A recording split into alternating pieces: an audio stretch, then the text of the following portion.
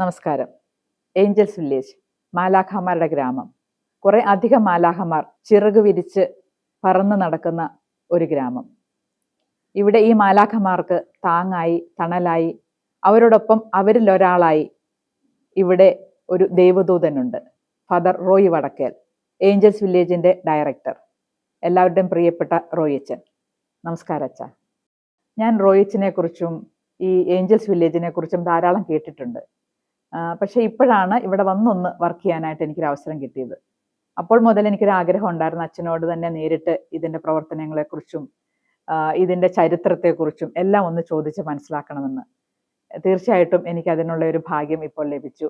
അച്ഛൻ്റെ വിലപ്പെട്ട സമയം എനിക്കതിന് വേണ്ടിയിട്ട് അച്ഛൻ ചെലവഴിക്കുന്നു. അതിലെനിക്ക് വളരെയധികം നന്ദിയുണ്ട് അച്ഛാ. അപ്പോൾ ഞാൻ ഇതുമായിട്ട് ബന്ധപ്പെട്ട് കുറച്ച് കാര്യങ്ങൾ ചോദിച്ചോട്ടെ. അച്ഛാ, ആദ്യമായിട്ട് എനിക്ക് ചോദിക്കാനുള്ളത് ഈ ഏഞ്ചൽസ് വില്ലേജ് എന്നുള്ള ഈ ഒരു സ്ഥാപനം, അതിൻ്റെ തുടക്കം എങ്ങനെയാണ് ഈ ഒരു ഇപ്പോഴുള്ള ഈ അവസ്ഥയിലേക്ക് എത്തിയത്, അങ്ങനെ ഇതിൻ്റെ ഒരു യാത്രയെക്കുറിച്ച് ചെറിയ രീതിയിൽ അച്ഛനൊന്ന് വിശദീകരിക്കാമോ? മാലാഖമാരുടെ ഗ്രാമം വളരെ സ്വപ്നങ്ങളുടെ സാക്ഷാത്കാരം എന്ന നിലയിലാണ് രൂപീകൃതമായത്. 18 വർഷങ്ങൾക്ക് മുമ്പാണ് ആശാനിലയം എന്നുള്ള കാഞ്ഞിരപ്പള്ളി രൂപതയുടെ ബുദ്ധിപരമായ പരിമിതിയുള്ള കുഞ്ഞുങ്ങളുടെ സ്കൂളിന്റെ ഉത്തരവാദിത്വം എനിക്ക് ലഭിക്കുക. 1979 രൂപതയിൽ ആരംഭിച്ച ഒരു സ്പെഷ്യൽ സ്കൂളാണ് ആശാനിലയം. അതിന്റെ ഉത്തരവാദിത്തത്തിൽ വന്നപ്പോഴാണ് ബുദ്ധിപരമായ പരിമിതിയുള്ള autism, cerebral palsy, multiple disability ഇങ്ങനെയുള്ള കുഞ്ഞുങ്ങളെയും ഉപരി അവരുടെ മാതാപിതാക്കളെയും തിരിച്ചറിയാൻ ഇടവരിക. ആ മാതാപിതാക്കളെ കൂടുതൽ അടുത്തറിഞ്ഞപ്പോഴാണ് ഇങ്ങനെ ഒരു കുഞ്ഞിനെ ജനിപ്പിച്ച് വളർത്തുന്ന ഒരു പിതാവും മാതാവും ആ കുടുംബം അനുഭവിക്കുന്ന പ്രതിസന്ധി എത്രയെന്ന് എനിക്ക് മനസ്സിലായത്. അപ്പോൾ അവരെ സഹായിക്കുക, അവർക്ക് വേണ്ട അവസരങ്ങൾ ഒരുക്കുക, അവരുടെ അവകാശങ്ങൾക്ക് വേണ്ടി നിലകൊള്ളുക എന്നുള്ളത് ഒരു വ്യക്തി എന്ന നിലയിൽ, ഒരു പുരോഗതി എന്ന നിലയിൽ ഏറ്റവും പ്രധാനപ്പെട്ട ഒരു ഉത്തരവാദിത്വമാണ് എന്നുള്ള ഒരു ബോധ്യത്തിൽ നിന്നാണ് ഞാൻ ഇങ്ങനെ ഒരു ചിന്തയിലേക്ക് വരിക. ആശാനിലയം ചെറിയ ഒരു 1 ഏക്കർ സ്ഥലത്ത് ചെറിയൊരു ബിൽഡിങ്ങിലാണ് സ്ഥാപിതമായിരുന്നത്. അതിനോട് ചേർന്ന് ആശാ ഹോം എന്നുള്ള ഒരു ബോർഡിങ്ങും ഉണ്ടായിരുന്നു. അത് പെൺകുട്ടികൾക്കായിരുന്നു? പെൺകുട്ടികൾക്കും ആൺകുട്ടികൾക്കും വേണ്ടി ആയിരുന്നു. അത് ആദ്യം 81 ആരംഭിച്ചതാണ്. തുടർന്ന് അത് പെൺകുട്ടികൾക്ക് മാത്രമായിട്ട് ആക്കി. അങ്ങനെ ഉള്ള ആ ഒരു 2 സ്ഥാപനങ്ങൾ ഉത്തരവാദിത്തത്തിൽ നിൽക്കുമ്പോഴാണ് ഇതിനെ കുറെ കൂടി ഒന്ന് മെച്ചപ്പെടുത്തുവാൻ, കൂടുതൽ ആൾക്കാർക്ക് അവസരം കൊടുക്കുവാൻ ആലോചന ഉണ്ടാക്കുക. അങ്ങനെയാണ് പൊൻകുന്നമടുത്ത ചെങ്കലിൽ ഇവിടെ 1 ഏക്കർ 60 സെന്റ് സ്ഥലം നമ്മൾ വാങ്ങിക്കുക. ആ വാങ്ങിക്കുന്ന അതിനോട് ചേർന്നാണ് എങ്ങനെയാണ് ഇതിന്റെ ഒരു പുനരധിവാസ സംവിധാനം ആകേണ്ടത്, ഇതിന്റെ പേരെന്താകണമെന്നൊക്കെ ആലോചിക്കാൻ ഇടവന്നത്. അവിടെ എനിക്ക് അധിക സംശയം ലേശമന്യേ ഈ പേര് കൊടുക്കാനുള്ള കാരണം, ഈ ലോകത്തിലെ ബോധപൂർവം തെറ്റിയാത്ത ഏക മനുഷ്യർ ബുദ്ധിപരമായ പരിമിതിയുള്ളവരാണ്. അപ്പോൾ അവര് മാലാഖമാരാണ്.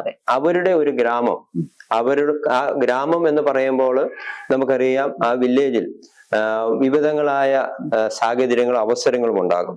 ഇവിടെ ബുദ്ധിപരമായ പരിമിതിയുള്ള കുഞ്ഞുങ്ങൾക്കും അവിടെ മാതാപിതാക്കൾക്കും പഠനത്തിനും പരിശീലനത്തിനും പുനരധിവാസത്തിന് സാധ്യമാകുന്ന എല്ലാവിധ സാഹചര്യങ്ങളും ക്രമപ്പെടുത്തുക എന്നാണ് ഉദ്ദേശിക്കുക. അതിന്റെ ഭാഗം എന്ന നിലയിൽ എൻ്റെ ഒരു ഫിലോസഫി ആയിട്ട് ഞാൻ എടുത്തിരിക്കുന്നത് വൂം ടു ടൂം. അമ്മയുടെ ഉദരത്തിൽ ഇങ്ങനെ ഒരു കുഞ്ഞ് ജനിക്കുമ്പോൾ മുതൽ മരണം വരെ അവരെ എങ്ങനെ നമുക്ക് സഹായിക്കാം, ഒരു തണലായി, ഒരു താങ്ങായി, ഒരു ജീവിത ശൈലി എന്ന നിലയിൽ ഇവരെ കൂടെ നിൽക്കുവാനുള്ള ഒരു ആഗ്രഹത്തിന്റെ പശ്ചാത്തലത്തിലാണ് ഏഞ്ചൽസ് വില്ലേജ് എന്നുള്ള പേര് കൊടുക്കുകയും അതിനോട് ചേർന്ന് ഇപ്പോൾ ഏകദേശം 15 ഏക്കറോളം സ്ഥലം നമ്മൾ വാങ്ങി കോടിക്കണക്കിന് രൂപ ബാധ്യതയിൽ നിന്നുകൊണ്ടും ഇത് ചെയ്യുമ്പോൾ പണത്തെക്കുറിച്ചോ മറ്റു പ്രതിസന്ധികളെ കുറിച്ചോ ഞാൻ അധികം ചിന്തിക്കാറില്ല. അതിനേക്കാൾ വലിയ വലിയ ആവശ്യമാണ്, അല്ലെങ്കിൽ വലിയ വലിയ ചലഞ്ചസ് ആണ് ഈ കുഞ്ഞുങ്ങളുടെ മാതാപിതാക്കൾ അനുഭവിക്കുക. അവിടെ ത്യാഗവും അവിടെ ക്ലേശവുമായി താരതമ്യം ചെയ്യുമ്പോൾ നമ്മുടെ കഷ്ടപ്പാടുകളും പ്രതിസന്ധി ഒന്നുമേ അല്ല എന്നുള്ള വലിയ ഒരു ബോധ്യവും എനിക്കുണ്ട്. ആ ഒരു പശ്ചാത്തലത്തിൽ നിന്നുകൊണ്ടാണ് നമ്മൾ ഇവർക്ക് വേണ്ടി ഇപ്പോൾ 10-ലധികം സ്ഥാപനങ്ങളും 7-8ഓളം തൊഴിൽ സംരംഭങ്ങളും നമ്മൾ നടത്തുക. ഈ സ്ഥാപനങ്ങളുടെ പേരൊക്കെ ഒന്ന് പറയാമോ? അത് ഞാൻ ആദ്യം സൂചിപ്പിച്ചതുപോലെ വൂം ടു ടൂം എന്നുള്ള ചിന്തയിൽ അമ്മയുടെ ഉദരത്തിൽ ഒരു കുഞ്ഞ് ജനിക്കുമ്പോൾ മുതൽ അവർക്ക് സഹായമാകുന്ന ഒരു സംവിധാനം നമ്മൾ മനസ്സിൽ ആഗ്രഹിക്കുകയും അതിന് പറ്റുന്ന വിധത്തിൽ സ്ഥാപനങ്ങളെ ക്രമപ്പെടുത്തുകയാണ് ചെയ്തിരിക്കുക. നമ്മൾ ഇപ്പോൾ ആരംഭിച്ചിരിക്കുന്ന ഏഞ്ചൽസ് ഗാർഡൻ എന്ന് പറയുന്ന സ്ഥാപനം early intervention and detection centre ആണ്. കൂടാതെ തെറാപ്പിയും ഉണ്ട്. അവിടെ നമ്മൾ 60-ലധികം കുട്ടികൾക്ക് 15-ലധികം വരുന്ന വിദഗ്ധരായ സ്റ്റാഫിന്റെ സഹായത്തോടു കൂടി അവർക്കുള്ള പരിശീലനവും ഏർലി ഇന്റർവെൻഷന് ഉള്ള അവസരവും ക്രമപ്പെടുത്തിയിരിക്കുകയാണ്.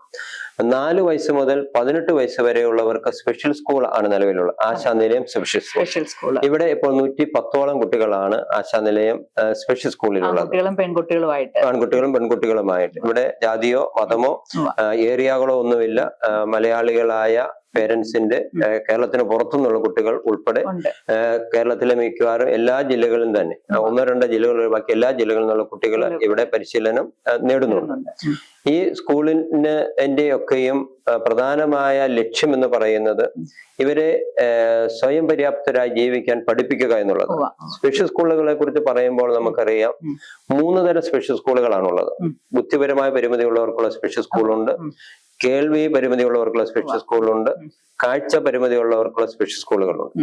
ഈ കാഴ്ച പരിമിതിയുള്ളവർക്കും കേൾവി പരിമിതിയുള്ളവർക്കും ജനറൽ സ്കൂളിന്റെ അതേ സിസ്റ്റത്തിലുള്ള പാഠ്യപദ്ധതികളാണുള്ളത്.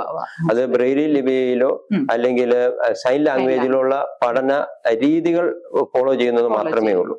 എന്നാൽ ബുദ്ധിപരമായ പരിമിതിയുള്ള ഓട്ടിസമുള്ള IDD ഇന്റലക്ച്വൽ ഡെവലപ്മെന്റ് ഡിസബിലിറ്റി മേഖലയിൽ വരുന്ന കുട്ടികൾക്കുള്ള പരിശീലനം എന്ന് പറയുന്നത് ഇതുമായിട്ട് ഒരു ബന്ധവുമില്ല. ഈ കുട്ടികളുടെ ക്രോണോളജിക്കൽ ഏജിന്റെയും കഴിവിന്റെയും രീതി അനുസരിച്ചാണ് ഇവരുടെ പരിശീലന സംവിധാനം ക്രമപ്പെടുത്തിയിരിക്കുന്നത്. അത് pre primary, primary, primary 1, secondary, pre vocation, vocation, ഈ രീതിയിലുള്ള ക്രമീകരണമാണ് അവർക്ക് ചെയ്തിരിക്കുക. ഏജ് ഒരു ഫാക്ടർ മാത്രമാണ്, അല്ലാതെ 1, 2, 3, 4 എന്നുള്ള ക്ലാസ് ഡിവിഷൻ അല്ല ഇവർക്കുള്ളത്. അപ്പൊ ആ ഒരു പരിശീലന രീതികളില് ഒരു വീട്ടിൽ ഒരു ഒറ്റ വാക്കിൽ പറഞ്ഞാൽ ഒരു വീട്ടിൽ ഒരു അമ്മ ഒരു കുഞ്ഞിന് എന്തൊക്കെ പരിശീലനം നൽകുന്നു, ടോയ്ലറ്റ് ട്രെയിനിങ് നൽകുന്നു, കുഞ്ഞിനെ കുളിപ്പിക്കുന്നു, കുഞ്ഞിന് ഭക്ഷണം വാരി കൊടുക്കുന്നു, കുഞ്ഞിന് ഹൈജീനിന്റെ കാര്യങ്ങൾ ചെയ്തു കൊടുക്കുന്നു. അപ്പൊ ഇങ്ങനെ പ്രൈമറിലി ആയി ഒരു അമ്മ ചെയ്യുന്ന എല്ലാ ജോലികളും കുറെ കൂടി തീവ്രതയോടെ കുഞ്ഞുങ്ങളെ പഠിപ്പിക്കുവാൻ പരിശീലിപ്പിക്കുവാനുള്ള ഒരിടമാണ് പ്രധാനമായും സ്പെഷ്യൽ സ്കൂൾ. ഇവിടെ അക്കാഡമിക്സ് ഉണ്ട്, ഇവിടെ എക്സ്ട്രാ കരിക്കുലം ആക്ടിവിറ്റീസ് ഉണ്ട്. ഇപ്പൊ കേരള ഗവൺമെന്റിന്റെ SCRT-യുടെ കീഴിലുള്ള കരിക്കുലത്തിന്റെ അടിസ്ഥാനത്തിലുള്ള പഠന സംവിധാനമാണ് നമ്മൾ ചെയ്യുക. അക്കാഡമിക്സിനോടൊപ്പം കൂടുതലായി അതർ എക്സ്ട്രാ കരിക്കുലർ ആക്ടിവിറ്റീസിനാണ് പ്രാധാന്യം കൊടുക്കുക. ഇനി 18 വയസ്സ് കഴിഞ്ഞവർക്ക് തൊഴിൽ പരിശീലനമാണ്. തൊഴിലും തൊഴിൽ പരിശീലനവും എന്ന് നമ്മൾ ഉദ്ദേശിക്കുന്നത് നേരത്തെ സൂചിപ്പിച്ചതുപോലെ ഈ കുഞ്ഞുങ്ങൾക്ക് ഇപ്പം NEP നാഷണൽ എഡ്യൂക്കേഷൻ പോളിസി പ്രകാരം 12 വയസ്സാകുമ്പോൾ മുതൽ കുഞ്ഞുങ്ങൾക്ക് തൊഴിൽ പരിശീലനം കൊടുക്കണമെന്ന് പറയുന്നുണ്ട്. അതേപോലെ തന്നെ മറ്റൊരു സിസ്റ്റത്തിൽ ഈ കുഞ്ഞുങ്ങൾക്ക് തൊഴിലിനുള്ള അവരുടെ തൊഴിലിന്റെ ആഭിമുഖ്യം എന്താണ് എന്ന് കണ്ടെത്തി അതിനുള്ള പരിശീലനം നൽകി അവരെ മുന്നോട്ട് കൊണ്ടുപോകാൻ ശ്രമിക്കുക. അതിന്റെ ഭാഗമായി നമ്മൾക്ക് 2 തൊഴിൽ പരിശീലന കേന്ദ്രങ്ങള് RPWD ആക്ട് പ്രകാരമുള്ള രജിസ്ട്രേഷൻ എടുത്ത് നമ്മളിവിടെ പ്രവർത്തിക്കുന്നുണ്ട്. അതെ, നമ്മളെല്ലാം എല്ലാ പക്കാ രീതികളിലോടുകൂടിയാണ് നമ്മൾ ചെയ്യുക. ഇവിടെ ഒന്ന് ആശ്വാസ് വൊക്കേഷണൽ ട്രെയിനിങ് സെന്റർ ആണ്. അവിടെ നമുക്ക് വലിയ സന്തോഷമുള്ള ഒരു കാര്യം, നമ്മുടെ സ്ഥാപനത്തോട് ചേർന്നുള്ള ഒരു സർവീസിലാണ് ഡോക്ടർ AT തൃശ്ശാക്കുട്ടി താമസിക്കുക. ഇന്ത്യയിലെ ഈ മേഖലയിൽ ഏറ്റവും വലിയ എക്സ്പേർട്ട് ആയിട്ടുള്ള 84 വയസ്സുള്ള തൃശ്ശാക്കുട്ടി മാഡവും നമ്മുടെ സ്കൂളും കൂടി ചേർന്നുണ്ടാക്കിയ കരിക്കുലമാണ് കേരള ഗവൺമെന്റ് ഇന്ത്യയിൽ ആദ്യമായി 18 വയസ്സ് കഴിഞ്ഞവർക്കുള്ള തൊഴിൽ പരിശീലനത്തിനുള്ള ഒരു കരിക്കുലമായി കഴിഞ്ഞ വർഷം സർക്കാർ അംഗീകരിക്കുകയും കേരളത്തിൽ 11 ജില്ലകളിൽ അത് ആരംഭിക്കുകയും ചെയ്തു. പ്രചോദനം എന്നാണ് ആ പദ്ധതിയുടെ പേര്. അവിടെ നമ്മള് കൃഷി, ആനിമൽ ഹസ്ബൻഡറി, നോൺ അഗ്രികൾച്ചർ അല്ല കൃഷി അതീതമായി അങ്ങനെ 3 തരത്തിലുള്ള വിവിധ തൊഴിൽ സംരംഭങ്ങൾക്കുള്ള കരിക്കുലമാണ്.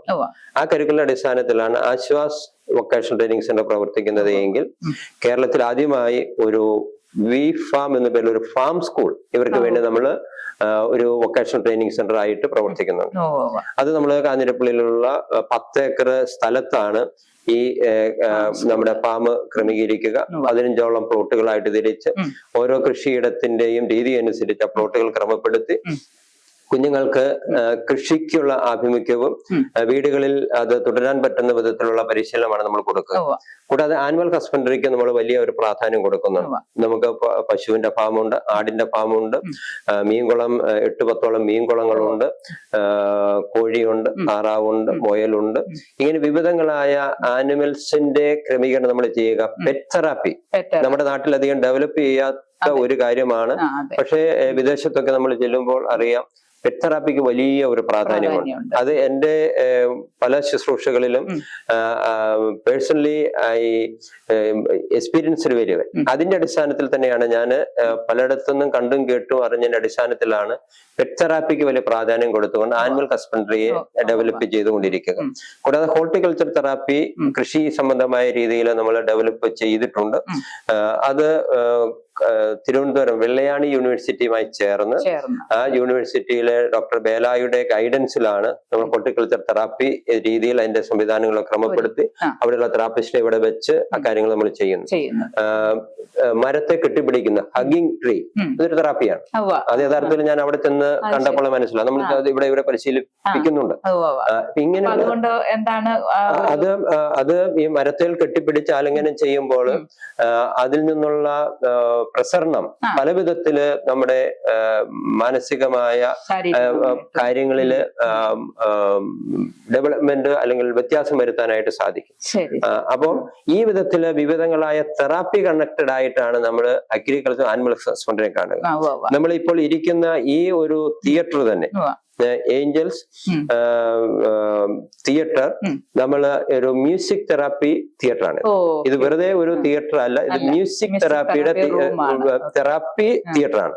അപ്പൊ നമ്മൾ ഇങ്ങനെ വിവിധങ്ങളായ തെറാപ്പികളിലൂടെ ഇവരെ ഡെവലപ്പ് ചെയ്യാൻ ഉദ്ദേശിക്കും. അപ്പൊ ഞാൻ പറഞ്ഞു വന്നത് സ്കൂളിന് ശേഷം ഇവർക്ക് തൊഴിൽ പരിശീലനം നമ്മൾ 72ഓളം വിവിധങ്ങളായ ട്രേഡുകൾ ഈ കുട്ടികളെ പരിശീലിപ്പിക്കുന്നുണ്ട്. അങ്ങനെ പരിശീലിപ്പിച്ച് അവർ തൊഴിലിലേക്ക് അഭിമുഖമുള്ളവരാക്കി തൊഴിൽ ചെയ്ത് അഭിമാനത്തോടും അന്തസ്സോടും കൂടി മറ്റേതൊരു പൗരനെയും പോലെ ജീവിക്കാൻ പ്രാപ്തമാക്കുക എന്നുള്ള ലക്ഷ്യം വെക്കുക. എന്നാൽ അവിടെ മാത്രം നമ്മൾ നിൽക്കാൻ ഉദ്ദേശിക്കുന്നില്ല. അതിൽ നിന്ന് അടുത്ത സ്റ്റെപ്പിലേക്ക് നമ്മൾ വന്നുകൊണ്ട് ഇപ്പോൾ നമുക്ക് 8ഓളം വ്യത്യസ്ത തൊഴിൽ സംരംഭങ്ങളുണ്ട്.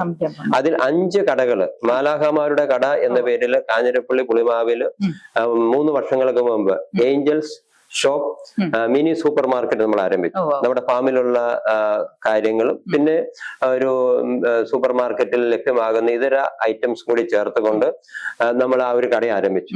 അത് സാധനങ്ങളുടെ മാർക്കറ്റിംഗും അത് നടക്കും. എനിക്ക് തോന്നുന്നു കേരളത്തിൽ ആദ്യമായിട്ടാണ് ഇങ്ങനെ ഒരു സ്പെഷ്യൽ കുഞ്ഞുങ്ങളെ കൂടി ചേർത്ത് ഒരു കട ആരംഭിക്കുക.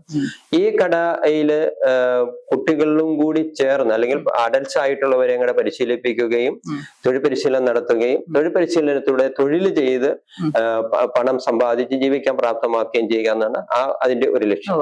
മറ്റ് ഒരു രണ്ടാമത്തെ കട നമ്മള് ഏഞ്ചൽസ് ബേക്കറി ആൻഡ് സ്പൈസസ് ആണ്. അത് ഇവിടെ 19-ാം മൈലിൽ നമ്മൾ 2.5 വർഷം മുമ്പ് ആരംഭിച്ചു.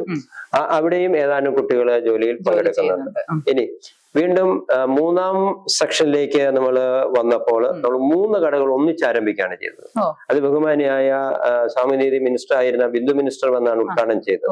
അപ്പൊ അവിടെ വളരെ സന്തോഷമുള്ളത് നമ്മള് 3 കടകളില് ഒരു കട ഒരു തട്ടുകടയാണ്. തട്ടുകടയില് മിനിസ്റ്റർ ദോശ ചുട്ടുകൊണ്ടാണ് ആ കട ഉദ്ഘാടനം ചെയ്തത്.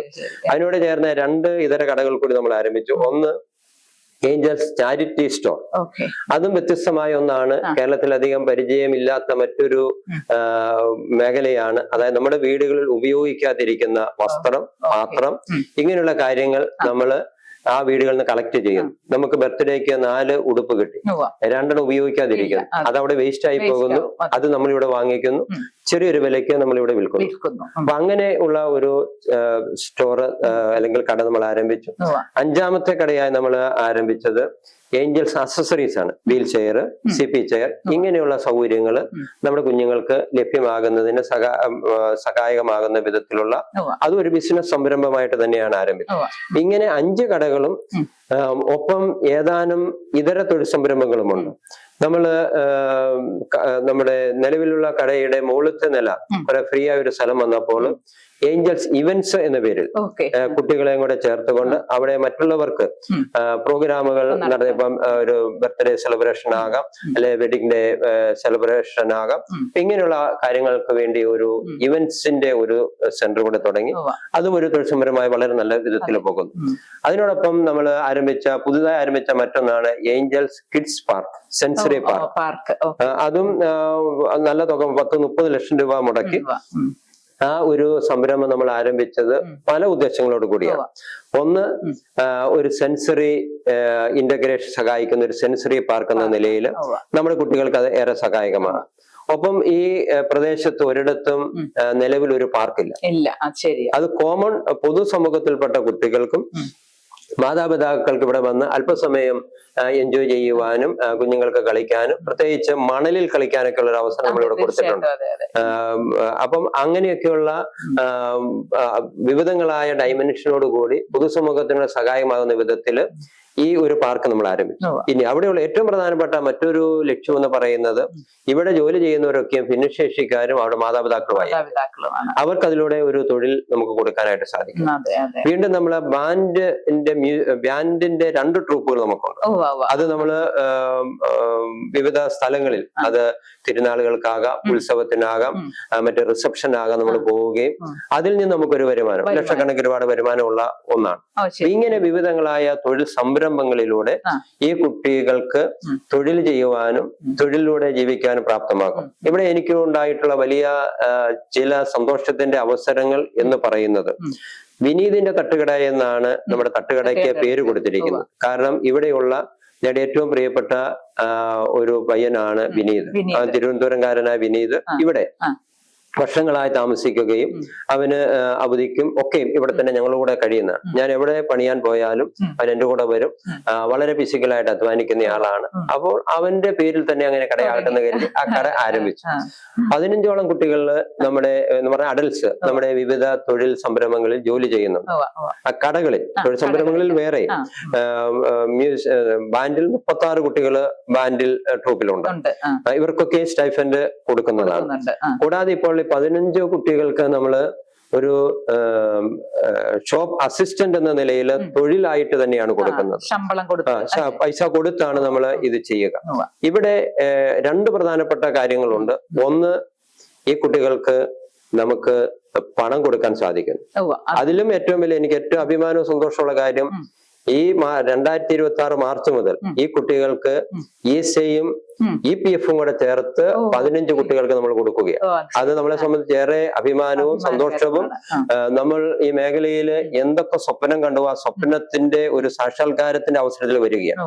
എന്റെ മനസ്സിലുള്ള ഏറ്റവും വലിയ ഒരു ആഗ്രഹവും ചിന്തയും ഈ കുഞ്ഞുങ്ങൾക്ക് ഒരു 5000 മുതൽ 10000 രൂപ വരെ ഒരു തുക എല്ലാ മാസവും നൽകാൻ പറ്റണമെന്നാണ്. അപ്പൊ അതിന് പറ്റുന്ന 5000 രൂപ വരെ കൊടുക്കുന്ന കുട്ടികളാണ് ഈ പറയുന്ന കുട്ടികള്. അതല്ലാതെ ഫുൾ സാലറി കൊടുക്കുന്നവരും ഉണ്ട്. അപ്പം ഈ വിധത്തില് അവര് ഒരു പൗരനെ പോലെ ESI PF എന്നൊക്കെ പറയുന്നത് അതൊരു വളരെ വലിയ അല്ലെങ്കിൽ നല്ലൊരു ലെവലിലേക്ക് എത്തുന്ന ഒരു എംപ്ലോയ്മെന്റ് സിസ്റ്റത്തിൽ ചെയ്യുന്ന കാര്യമാണ്. അപ്പൊ അതില് എനിക്കേറെ സന്തോഷവും സംതൃപ്തിയുമുണ്ട്. മറ്റൊരു വലിയ സന്തോഷം ഈ കാര്യത്തിൽ ഉള്ളത്, ഈ കടകളിൽ ഇത് മെയിൻ റോഡിലുള്ള കടയായതുകൊണ്ട് സ്വദേശത്തു നിന്നും വിദേശത്തു നിന്നും അനവധി ആൾക്കാർ, വിവിധ തലങ്ങളിലുള്ളവർ ഇവിടെ വരാറുണ്ട്. ഇവിടെ വന്ന് ഈ കുഞ്ഞുങ്ങൾ ഇവിടെ ജോലി ചെയ്യുന്നത് കാണുമ്പോൾ ഭയങ്കരമായ ഒരു അപ്രിസിയേഷൻ ഈ കുഞ്ഞുങ്ങളോടും ഈ പ്രസ്ഥാനങ്ങളോടും ആൾക്കാർ കാണിക്കുന്നത് കാണുമ്പോൾ നമുക്കേറെ അഭിമാനവും സന്തോഷവും തോന്നാറുണ്ട്. കാരണം ഇവര് സ്വന്തമായി അധ്വാനിച്ച് പണമുണ്ടാക്കുന്നു. ഈ അധ്വാനിച്ച് പണമുണ്ടാക്കുന്നു എന്ന് മാത്രമല്ല, ഒന്നിനും കൊള്ളില്ല എന്ന് കരുതിയിരുന്ന മാതാപിതാക്കളും പൊതുസമൂഹവും they can do something if we give appropriate training in time.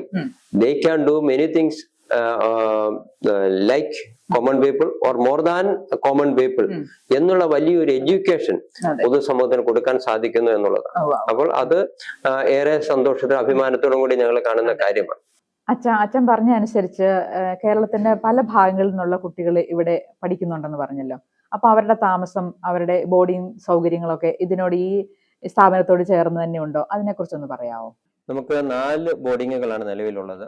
ASHA home എന്ന പേരിൽ 18 വയസ്സിൽ താഴെയുള്ള പെൺകുട്ടികൾക്ക് വേണ്ടിയും, ഹോം ഓഫീസ് എന്ന പേരിൽ 18 വയസ്സിന് മുകളിലുള്ള പെൺകുട്ടികൾക്ക് വേണ്ടിയും, ആശ കിരൺ എന്ന പേരിൽ 18 വയസ്സിൽ താഴെയുള്ള ആൺകുട്ടികൾക്ക് വേണ്ടിയും, ആശ നികേതൻ എന്ന പേരിൽ 18 വയസ്സിന് മുകളിലുള്ള ആൺകുട്ടികൾക്കും വേണ്ടി 4 ബോർഡിങ്ങുകളാണ് ഉള്ളത്. പ്രത്യേകിച്ച് ആൺകുട്ടികൾക്ക് നിലവിൽ ബോർഡിങ്ങുകൾ വളരെ പരിമിതമാണ്, പ്രത്യേകിച്ച് 18 വയസ്സിന് മുകളിലുള്ളവർക്ക്. അപ്പൊ 18 വയസ്സ് കഴിഞ്ഞുള്ളവർക്ക് ഒരു 50ഓളം ആപ്ലിക്കേഷൻസ് നിലവിലുണ്ട്, നമുക്ക് എടുക്കാനായിട്ട് പറ്റുന്നില്ല. അപ്പൊ നമ്മൾ 40 പേരെ കൊണ്ട് റെസ്ട്രിക്ട് ചെയ്തിരിക്കുകയാണ്. അതുകൊണ്ട് അങ്ങനെ പറ്റുന്ന വിധത്തിൽ ഇവർക്ക് സപ്പോർട്ട് കൊടുക്കത്തക്ക വിധത്തിലാണ് ബോർഡിങ്ങുകൾ ക്രമീകരിച്ചിരിക്കുന്നത്. അതെല്ലാം ഈ ഏഞ്ചൽസ് വില്ലേജിനോട് ആൺകുട്ടികൾക്ക് വേണ്ടിയുള്ള 2 ബോർഡിങ്ങും ഏഞ്ചൽസ് വില്ലേജിൽ തന്നെ 19 മൈലും, പെൺകുട്ടികൾക്ക് വേണ്ടിയുള്ള ആശാ ഹോം കാഞ്ഞിരപ്പള്ളി ബിഷപ്പ് ഓഫീസിനോട് ചേർന്നും, ഹോം ഓഫീസ് എന്ന് പറയുന്നത് പുളിമാവിലുള്ള നല്ല സമ്പ്രദായന്റെ കോമ്പൗണ്ടിലുമാണ്. അച്ഛാ, ഞാൻ ഇതുപോലെ ഒരുപാട് സ്പെഷ്യൽ സ്കൂളുകളും അതുപോലെ റീഹാബിലിറ്റേഷൻ സെന്ററുകളും ഒക്കെ വിസിറ്റ് ചെയ്തിട്ടുണ്ട്. അപ്പം അതിൽ നിന്നൊക്കെ നമ്മുടെ ഈ സ്ഥാപനത്തെ യുണീക്ക് ആക്കുന്ന ഏറ്റവും പ്രധാനപ്പെട്ട ഒരുപാട് ഘടകങ്ങളുണ്ട്. അതിൽ ഏറ്റവും പ്രധാനപ്പെട്ട ഒരു ഘടകമായിട്ട് എനിക്ക് തോന്നിയതാണ് ഏഞ്ചൽസ് ഹോംസ്. അപ്പൊ അത് മാതാപിതാക്കൾക്കും കൂടെ മക്കളോടൊപ്പം ഇവിടെ വന്ന് താമസിച്ച് അവരുടെ മരണം വരെ ഇവിടെ അവർക്ക് താമസിക്കാനുള്ള ഒരു സൗകര്യം. തീർച്ചയായിട്ടും അത് അച്ഛൻ്റെ ഒരു ദീർഘവീക്ഷണം തന്നെയാണ്. ആ ഒരു സംരംഭത്തെക്കുറിച്ച് അച്ഛനൊന്ന് വിശദീകരിക്കാവോ? ഞാൻ മരിച്ചാൽ എൻ്റെ കുഞ്ഞിന് ആര് എന്ന ചോദ്യത്തിന്റെ ഉത്തരമായാണ് 1999 നാഷണൽ ട്രസ്റ്റ് ആക്ട് വന്നത് എന്നാണ് പറയുക. ഈ ഒരു വലിയ ചോദ്യത്തിന് ഉത്തരം നിയമങ്ങളിലൂടെ മാത്രം പരിഹരിക്കാൻ പറ്റുന്നതല്ല. ഇവിടെ ഏഞ്ചൽസ് ഹോം എന്നുള്ള സർവീസ് നമ്മൾ ആരംഭിക്കാനുള്ള കാരണം, അനവധി മാതാപിതാക്കൾ എൻ്റെ അടുക്കൽ വന്ന് പറഞ്ഞു, അച്ഛാ, ഞങ്ങൾ മരിച്ചാൽ ഞങ്ങളുടെ കുഞ്ഞുങ്ങളെ ആര് നോക്കുമെന്നുള്ളതാണ് ഞങ്ങളുടെ ഏറ്റവും വലിയ ദുഃഖം. പ്രത്യേകിച്ച് നമ്മുടെ പുതിയ മുഖ്യമന്ത്രി വി.ഡി. സതീശൻ സാറും ചേർന്ന് എറണാകുളം കൂനമ്മാവിലുള്ള സ്പെഷ്യൽ സ്കൂളിൽ ഒരു പ്രോഗ്രാമിൽ പങ്കെടുത്തുകൊണ്ടിരുന്നപ്പോൾ ആ മീറ്റിങ്ങിന് ശേഷം ഒരു പിതാവ് എന്നോട് പറഞ്ഞു, അച്ഛാ, എൻ്റെ മോൾ ഒരു കുട്ടിയേ ഉള്ളൂ, അവളെ ഞങ്ങൾ മരിച്ചാൽ ആര് നോക്കുമെന്നറിയില്ല. അദ്ദേഹം കുര്യാക്കോസ് ചേട്ടൻ, അദ്ദേഹം ഇപ്പോൾ ഇവിടെയുണ്ട്. അദ്ദേഹത്തിന്റെ ചോദ്യത്തിന്റെ ഉത്തരം ഞാൻ കണ്ടെത്താനുള്ള ശ്രമം നടത്തിക്കൊണ്ടിരിക്കുന്നതിന്റെ പ്രതിഫലനം എന്ന നിലയിലാണ് ഏഞ്ചൽസ് ഹോം ആരംഭിക്കുക. ധാരാളം പേരൻസ് തുടർന്ന് ഇതേക്കുറിച്ച് സംസാരിച്ചു. അപ്പോൾ ഇവിടെ ഈ പേരൻസിനുള്ള 2 സന്തോഷം എന്ന് പറയുന്നത്, ഒന്ന്, മരണം വരെ ഈ മക്കളോടൊപ്പം താമസിക്കാം. ഇവർ മരിച്ചാൽ കുഞ്ഞുങ്ങളെ നമ്മൾ നോക്കും, ഇതാണ് കണ്ടീഷൻ. അപ്പോൾ അതേ വീട്ടിൽ തന്നെ അവരെ നമ്മൾ മറ്റ് ജോലിക്കാരെ വെച്ച് സംരക്ഷിക്കും. അപ്പൊ ഈ ഒരു വലിയ ആശ്വാസം ഇവിടെ വന്ന് അനവധി മാതാപിതാക്കൾ അവരുടെ ഏറ്റവും വലിയ ആശ്വാസം എന്ന് പറഞ്ഞാൽ ഞങ്ങൾക്ക് ഇനി സമാധാനത്തോടെ മരിക്കാം. ഇത് വലിയൊരു പ്രതീക്ഷയാണ് പൊതുസമൂഹത്തിന് കൊടുക്കാൻ സാധിക്കുക. അപ്പോൾ ആ ഒരു വലിയ ഒരു ആഗ്രഹത്തിന്റെ പശ്ചാത്തലത്തിലാണ് നമ്മൾ ഏഞ്ചൽസ് ഹോം എന്നുള്ള പദ്ധതി ആരംഭിക്കുകയും ഇവിടെയുള്ള എല്ലാ കാര്യങ്ങളും നമ്മൾ സ്കൂളിലാകട്ടെ ഒരു പൈസ പോലും ഒരു കുട്ടികളിൽ നിന്ന് പേരൻസ് വാങ്ങിച്ചല്ല നടത്തുക. ഈ കോമ്പൗണ്ടിൽ ഇത് ഉൾപ്പെടെ ഈ കോമ്പൗണ്ടിലുള്ള മറ്റൊക്കെ കാര്യങ്ങളും ഈ പേരൻസിനും കുഞ്ഞുങ്ങൾക്കും സ്വന്തം വീട്ടിൽ എന്നതുപോലെ അനുഭവിക്കാനുള്ള സാഹചര്യമുണ്ട്. ഇത് മാക്സിമം ഒരു എക്കോ ഫ്രണ്ട്ലി നാച്ചുറൽ രീതിയിലാണ് നമ്മൾ ക്രമീകരിച്ചിരിക്കുക. അപ്പോൾ അവർക്ക് ഇതിന്റെ എല്ലാ നന്മകളും ആസ്വദിച്ച് നമ്മൾ പറയുന്നത് ഏഞ്ചൽസ് മാലാഖമാരുടെ ഗ്രാമമാണ്. 15 ഏക്കറോളം വരുന്ന ഈ ഗ്രാമത്തിലുള്ള എല്ലാ കാര്യങ്ങളും സ്വന്തം വീട്ടിൽ എന്നപോലെ അനുഭവിച്ച് ജീവിക്കാനുള്ള ഒരു home away the home or another home എന്ന നിലയിലാണ് നമ്മൾ ഉദ്ദേശിക്കുക. അതൊരു കമ്മ്യൂണിറ്റി ബേസ്ഡ് റീഹാബിലിറ്റേഷൻ തന്നെയാണ് അല്ലേ? അതെ അതെ. അച്ഛാ, അതുപോലെ തന്നെ ഒരു വീട്ടിൽ ഇപ്പം ഒരു പരിമിതിയുള്ള ഒരു വ്യക്തി ഉണ്ടെങ്കിൽ അവർക്കറിയാം അതിൻ്റെ കാര്യങ്ങളെക്കുറിച്ച്, ആ സ്റ്റിഗ്മ അവർ ഫേസ് ചെയ്യുന്ന ആ സ്റ്റിഗ്മയും ഒക്കെ അവർക്കറിയാം. അതുപോലെ ഈ പൊതുജനങ്ങൾക്ക് ഇതിനെക്കുറിച്ചൊന്നും വലിയ അറിവില്ല, അല്ലെങ്കിൽ ഒരു പരിമിതിയുള്ള ആളെ എങ്ങനെ കാണണം, അവരെ എങ്ങനെ അവരോട് നമ്മൾ പെരുമാറണം, അല്ലെ അവരെ എങ്ങനെ മുഖ്യധാരയിലേക്ക് കൊണ്ടുവരണം, ഇങ്ങനെയുള്ള കാര്യങ്ങളൊന്നും പൊതുവെ ആർക്കും അറിയില്ല. അപ്പം അതുകൊണ്ട് ഈ പൊതുജനങ്ങൾക്ക് ഈ ഒരു കാര്യത്തെക്കുറിച്ച് അവയർനെസ് കൊടുക്കാൻ വേണ്ടിയിട്ട് നമ്മൾ എന്തെങ്കിലും പ്രവർത്തനങ്ങൾ ചെയ്യാറുണ്ടോ? തീർച്ചയായിട്ടും നമ്മൾ ഇത് ഏറെ ഗൗരവത്തോടെ ചിന്തിക്കേണ്ട കാര്യമാണ്. പ്രത്യേകിച്ച് കേരളം പോലെയുള്ള നമ്മുടെ നാട്ടിൽ സ്റ്റിഗ്മ വളരെ വലുതാണ്. ഇങ്ങനെ ഒരു കുഞ്ഞ് ജനിച്ചാൽ ആ കുടുംബത്തെ പൂർണ്ണമായും ഒറ്റപ്പെടുത്തുന്ന സ്വന്തം കുടുംബാംഗങ്ങൾ, റിലേറ്റീവ്സ്, പൊതുസമൂഹം, ഈവൻ മത സംവിധാനങ്ങളിൽ പോലും അവർക്ക് വേണ്ട ഒരിടം കൊടുക്കുന്നില്ല എന്നാണ് എൻ്റെ അനുഭവം. അപ്പോൾ ഇത് ഇങ്ങനൊരു കുഞ്ഞ് ജനിച്ചു എന്നുള്ളത് ഏതെങ്കിലും ഒരു പിതാവിന്റെയോ മാതാവിന്റെയോ എന്തെങ്കിലും തെറ്റുകൊണ്ടോ കുഴപ്പം കൊണ്ടോ എന്ന് പറയാൻ പറ്റില്ല. മറിച്ച് ഇത് ദൈവവിശ്വാസിയെ സംബന്ധിച്ച് ദൈവത്തിന്റെ ഒരു മകനും മകളുമായിട്ട് ഇവരെ പരിചരിക്കാൻ വേണ്ടി ഏൽപ്പിക്കുന്നു. അപ്പോൾ ആ ഒരു കുഞ്ഞ് ആ അപ്പനും അമ്മയ്ക്കും ലഭിച്ചുവെങ്കിൽ അവരുടെ മാത്രം ഒരു ബാധ്യതയോ ദുഃഖവുമല്ല, പൊതുസമൂഹത്തിന്റെയും കൂടി ഒരു ഉത്തരവാദിത്വമാണ് എന്നുള്ള വലിയ ബോധ്യം എനിക്കുണ്ട്. ഇത് നമ്മുടെ ആരും ഔദാര്യമല്ല. അവരെ സംരക്ഷിക്കുവാനും അവർക്കൊരു അവസരം കൊടുക്കുവാനും പൊതുസമൂഹത്തിന്, സർക്കാരിന് വലിയ ഉത്തരവാദിത്വമുണ്ട്. ആ ഒരു വലിയ ഉത്തരവാദിത്വ നിർവഹണത്തിന് പ്രിയപ്പെട്ട പൊതുസമൂഹം മുന്നോട്ട് വരേണ്ട വളരെ ആവശ്യകമാണ്.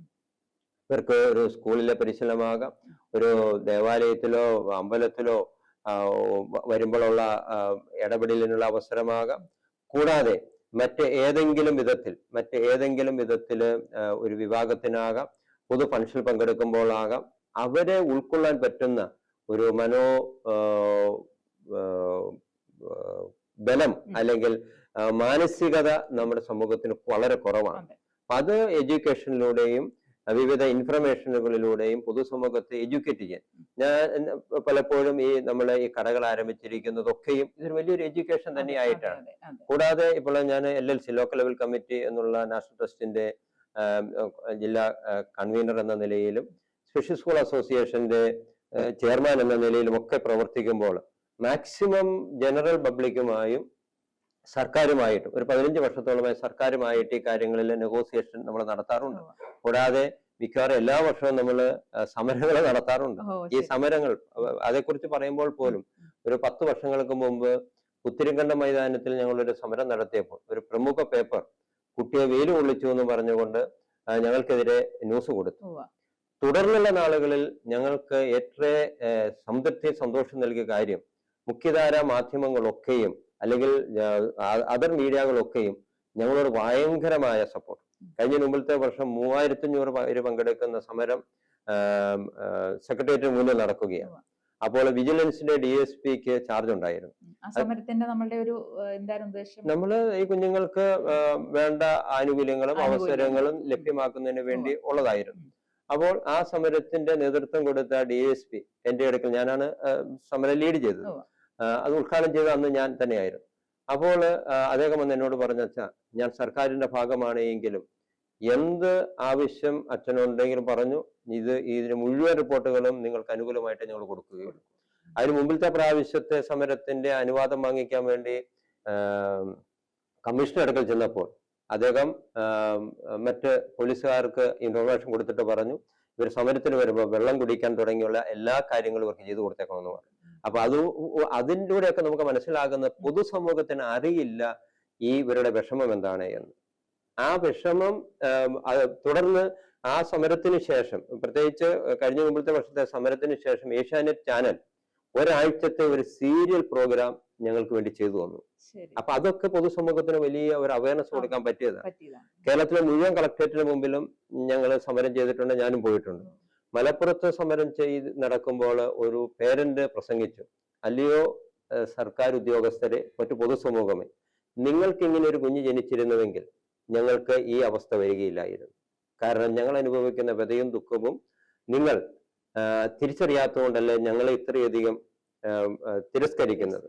അത് ഞാൻ പറയുമ്പോൾ കേരളത്തിലെ 45 ലക്ഷത്തോളം കുട്ടികൾ സൗജന്യ വിദ്യാഭ്യാസം പൊതു വിദ്യാഭ്യാസ മേഖലയിൽ ലഭിക്കുന്നുണ്ട്. സ്പീച്ച് ആൻഡ് ഹിയറിംഗ് ഇമ്പയർഡ് ആയിട്ടുള്ള കുഞ്ഞുങ്ങളുടെ സ്പെഷ്യൽ സ്കൂളുകൾ എയ്ഡഡ് ആണ്. കേരളത്തിൽ ഒരേ ഒരു സ്കൂൾ മാത്രമാണ് 300ഓളം സ്കൂളുകൾ കേരളത്തിൽ പ്രവർത്തിക്കുന്നതിൽ ഇന്റലിജൻസിലുള്ളതിൽ സൗജന്യ വിദ്യാഭ്യാസമുള്ളത്. തിരുവനന്തപുരത്തുള്ള SMC എന്ന് പറയുന്ന സർക്കാർ നടത്തുന്ന ഏക സ്കൂൾ, അവിടെ മാത്രമാണ് സൗജന്യ വിദ്യാഭ്യാസമുള്ളത്. 280ഓളം വരുന്ന NGO സെക്ടറിലുള്ള ഒരൊറ്റ സ്കൂളുകൾക്കും സൗജന്യ വിദ്യാഭ്യാസമില്ല. അപ്പോൾ ഇത്രമാത്രം വിവേചനമുണ്ട് എന്നും ഏറ്റവും അധികം കമ്പൽസറി ആൻഡ് ഫ്രീ എഡ്യൂക്കേഷൻ നിയമം മൂലം പറഞ്ഞിരിക്കുന്ന ഇന്ത്യയിൽ ഇത് ഇവർക്ക് ലഭിക്കുന്നില്ല എന്ന് പറയുന്ന വിരോധാഭാസം പൊതുസമൂഹം തിരിച്ചറിയുന്നില്ല. ഈ പേരൻസ് അനുഭവിക്കുന്ന ദുഃഖം തിരിച്ചറിയുന്നില്ല. ഇവരുടെ ആരെയും കുഴപ്പം കൊണ്ടല്ലാതെ ഇങ്ങനെ ഒരു കുഞ്ഞ് ജനിച്ചതിന്റെ പേരിൽ പ്രത്യേകിച്ച് അമ്മമാർ ഈ കുഞ്ഞുങ്ങളെ അനുഭവിക്കുന്ന വ്യത എന്തെന്ന് പൊതുസമൂഹം തിരിച്ചറിഞ്ഞിരുന്നുവെങ്കിൽ തീർച്ചയായിട്ടും ഇവരുടെ കുറെ കൂടി അനുഭവം ഉണ്ടാകുമായിരുന്നു. നമുക്കേറെ സന്തോഷമുള്ള ഒരു കാര്യം, പ്രത്യേകിച്ച് ഇപ്പോഴത്തെ പുതിയ മുഖ്യമന്ത്രി വി ഡി സതീശൻ സാറുമായിട്ട് എനിക്ക് ഈ കാര്യത്തിൽ ഭയങ്കരമായ അടുപ്പമുണ്ട്. കോട്ടയത്ത് നടന്ന ഇന്ററാക്ഷനിൽ ഞാൻ പങ്കെടുത്തിരുന്നു. ആദ്യം മറുപടി പറഞ്ഞ ഇതേക്കുറിച്ചാണ്. ഞാൻ പേഴ്സണലി എല്ലാ ഇൻട്രസ്റ്റ് എടുക്കും. ഞാൻ ഇലക്ഷൻ കഴിഞ്ഞ് അദ്ദേഹത്തെ ഈ കഴിഞ്ഞ ആഴ്ചയിൽ പോയി കണ്ടിരുന്നു.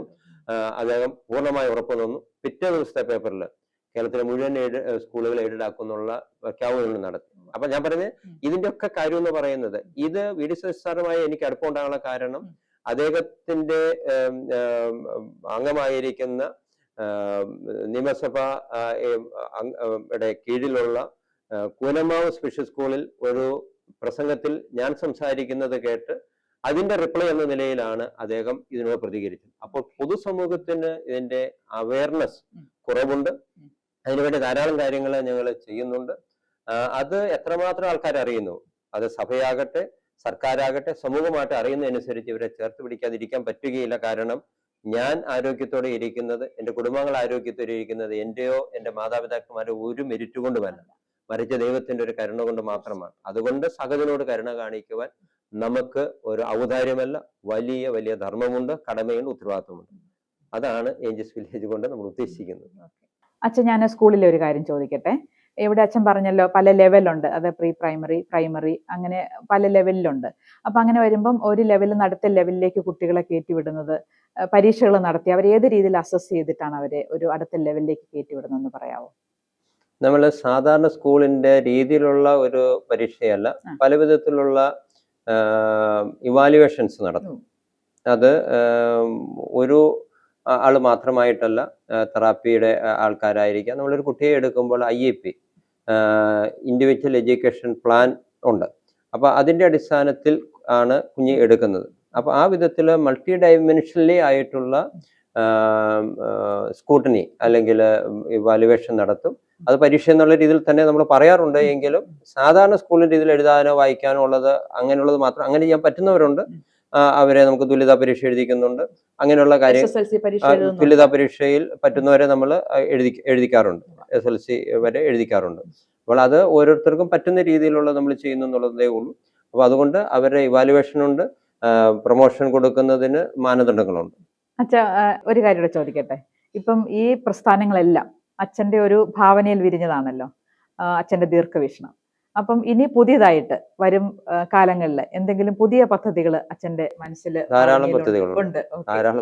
രണ്ട് കാര്യങ്ങൾ ഇമ്മീഡിയറ്റ് ആയിട്ട് ആരംഭിക്കാൻ ഉദ്ദേശിക്കുന്നതാണ്. ഒന്ന്, ഏഞ്ചൽസ് ഗാർഡൻ എന്നുള്ള yearly intervention and dictation centre. അതിന്റെ പ്ലാനുകളും എല്ലാം ഓൾറെഡി ആയി കഴിഞ്ഞു. സർക്കാർ ഗവൺമെന്റിന്റെ പെർമിറ്റ് കിട്ടിയാൽ ഉടനെ പണി ആരംഭിക്കുന്നതാണ്. അതിനുള്ള പ്രധാനപ്പെട്ട കാര്യം, ഇന്ന് ചില കണക്കുകൾ പറയുന്നത് 30 കുട്ടി ജനിക്കുമ്പോൾ ഒരു കുട്ടിക്ക് ഓട്ടിസം ടെൻഡൻസി ഉണ്ടെന്നാണ്. ആ ഒരു സാഹചര്യം നിലനിൽക്കുമ്പോൾ നമ്മളുടെ പല മാതാപിതാക്കൾക്കും, ഈവൻ ഹെൽത്ത് സെക്ഷനിലുള്ളവർക്ക് പോലും ഈ കുഞ്ഞുങ്ങളുടെ അവസ്ഥയെ വേണ്ടവണ്ണം ഐഡന്റിഫൈ ചെയ്യാൻ സാധിക്കുന്നില്ല. നമുക്കറിയാം, ബുദ്ധിപരമായ പരിമിതി എന്ന് പറയുന്നത് ഒരു അവസ്ഥയാണ്. മാനസിക രോഗം എന്ന് പറയുന്നത് ഒരു രോഗമാണ്, അത് ചികിത്സിച്ച ഭേദമാകാം. ബുദ്ധിമായ പരിമിതി എന്നൊരു അവസ്ഥ എന്ന നിലയിൽ എത്ര ചെറുപ്പത്തിൽ അത് കണ്ടെത്തി എത്രമാത്രം ഇന്റർവെൻഷൻസ് തെറാപ്പികളിലൂടെ ഇടപെടൽ നടത്തുന്നു, അതനുസരിച്ച് ആ കുട്ടിയെ വളരെയധികം മെച്ചപ്പെടുത്തി ജനറൽ പൊതുസമൂഹത്തിലേക്ക് ആക്കാനായിട്ട് സാധിക്കും. അപ്പോൾ അതിനുള്ള അവസരങ്ങൾ കുറവായതുകൊണ്ട് നമ്മൾ വളരെ ഫുൾഫ്ലെഡ്ജഡായി വലിയ ഒരു ബിൽഡിംഗ് സംവിധാനമാണ് ഉദ്ദേശിക്കുന്നത്. അതിൻ്റെ എല്ലാ പ്ലാനുകളുമായി പണി ആരംഭിക്കാൻ മുന്നോട്ട് മൂവ് ചെയ്യുകയാണ്. എല്ലാ ഡോക്ടേഴ്സും ഉണ്ടാകും, സൈക്കോളജിസ്റ്റ് ഉണ്ടാകും, എല്ലാവിധ തെറാപ്പി സംവിധാനങ്ങളും ഉണ്ടാകും. വളരെ വിപുലമായിട്ട് ഇങ്ങനെ വരുന്ന തെറാപ്പിക്ക് വരുന്ന കുഞ്ഞുങ്ങളോടൊപ്പം താമസിക്കാൻ പേരൻസിനും കുട്ടികൾക്കും താമസിക്കാനുള്ള ലോങ് ടൈം, ഷോർട്ട് സ്റ്റേ സൗകര്യങ്ങളുണ്ടാകും. സ്റ്റാഫിനുള്ള അക്കോമഡേഷൻ ഉണ്ടാകും. ഓഡിയോ തുടങ്ങിയ കാര്യങ്ങൾക്ക് വേണ്ടിയുള്ള ഏറ്റവും ആനുകാലികമായ സൗകര്യങ്ങളോട് കൂടിയായിരിക്കും. മറ്റിതിനോട് ചേർന്ന് തന്നെ സൈമിൾട്ടേനിയസ്ലി മറ്റ് ഒരു ബിൽഡിംഗ് കൂടി ആരംഭിക്കുകയാണ്, ഏഞ്ചൽസ് വാലി. അത് പുതിയ പേരിലുള്ളതാണ്. ഏഞ്ചൽസ് വാലി എന്നുള്ളത് സിവിയർ ആയിട്ടുള്ള ഭിന്നശേഷിക്കാർക്ക് വേണ്ടിയുള്ള ഒരു ഭവനമാണ്.